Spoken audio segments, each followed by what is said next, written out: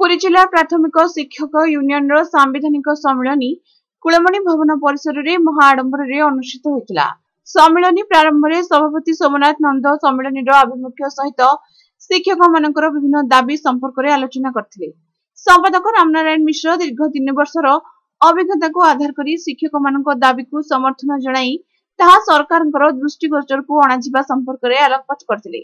सम्मेलन द्वितीयार्धे आगामी 3 वर्ष निमंते कर्मकर्ता चयन करा।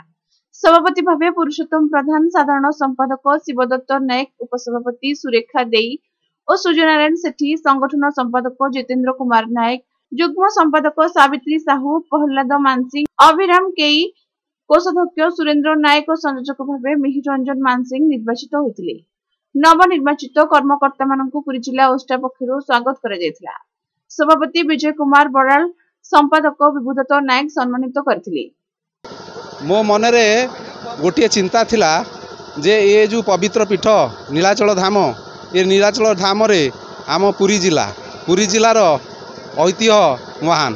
तेणु एठी शिक्षक मानकर जो संगठन टी अच्छी से संगठन गोटे सुदृढ़ संगठन, ये संगठन को बलिष्ठ भूमिका रही, यार कार्यधारा निरा।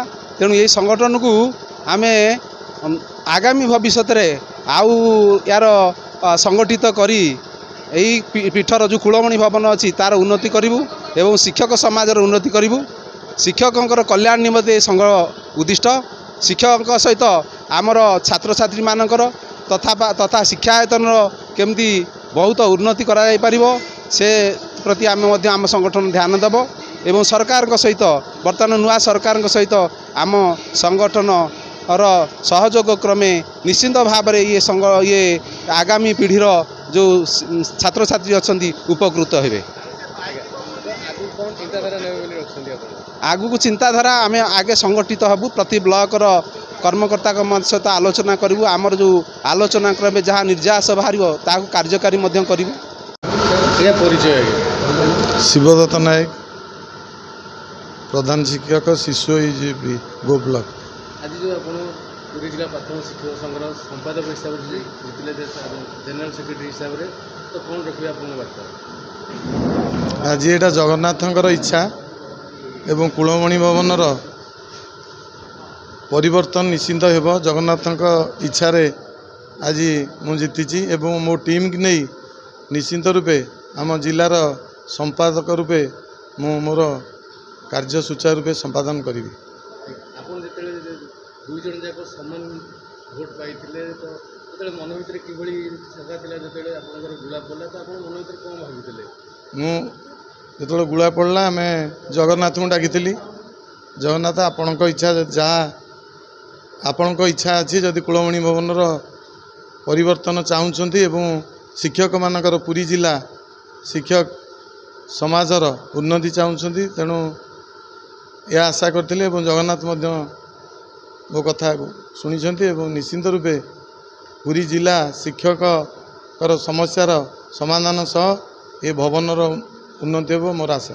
प्राथमिक शिक्षक संघ जोटा कि 24 वर्ष सरकार जो ठीक रे तुले पाना जो आगामी सरकार अच्छा जो चलित सरकार चलती तो आप पाखे शिक्षक मानकर सब दाबी नहीं आप पहुँच सल्व कर आशा रखिंट?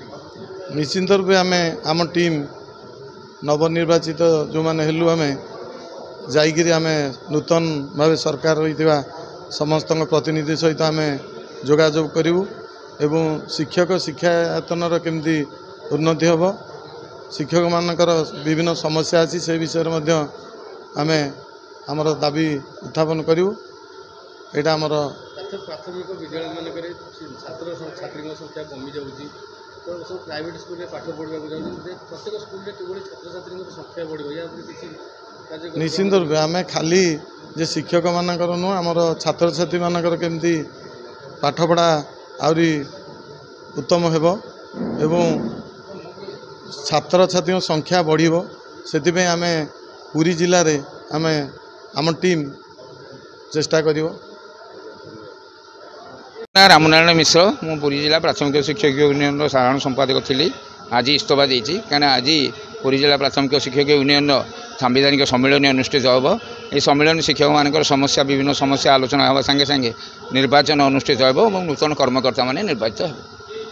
आज जो कार्यक्रम रही तो आप जो विगत वर्ष काम कले अनुभव नहीं विगत 3 वर्ष धरी आम आम शिक्षक मान संगठित करूँ आंदोलन करूँ आंदोलन अनेक थर सफल होइछु। प्रमोशन पुरी जिले में देइछु। अनेक शिक्षक व्यक्तिगत समस्या समाधान करूँ। सबु आम आम प्रशासक मान सहित मुहांमुही होकर भी शिक्षक मान समस्या को समाधान करूँ।